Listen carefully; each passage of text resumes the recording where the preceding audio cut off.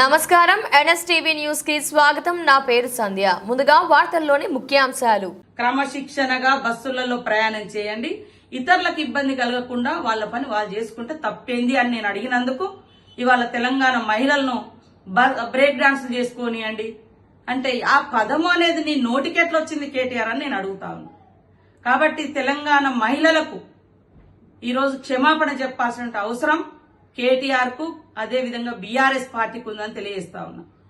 ఇవాళ మేము ఏ పథకాలు చేసినా నచ్చట్లేదు, ప్రజలకు ఉపయోగపడుతున్నాయి, మహిళలు ఆర్థికంగా ఎదగడానికి ఉపయోగపడుతుంది బస్ ప్రయాణం. మీకు ఆలోచన రాలే 10 ఏళ్ళు, మీరు పెట్టలేదు.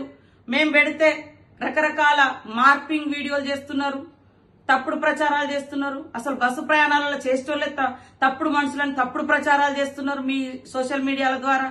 పైనుంచి ఈ రోజు నీ నోటి నుంచి డైరెక్ట్ గా మహిళలు కుటుంబాలు వచ్చి బ్రేక్ డాన్సులు చేసుకోమన్నావు. ఇదేనా నీ సంస్కారం? ఇదేనా మీ తండ్రి నీకు నేర్పిన మహిళల పట్ల గౌరవం? మీ ఇంట్లో కూడా ఆడపడుచు ఉంది కదా, మీ ఆడపడుచులు అందరూ బ్రేక్ డాన్సులే చేస్తారా బస్సులు ఎక్కినప్పుడు? ఇట్లాంటి మాటలు తగవు. వెంటనే బేషరతుగా కేటీఆర్ నువ్వు తెలంగాణ మహిళా లోకానికి క్షమాపణ చెప్పాలని హెచ్చరిక చేస్తావు.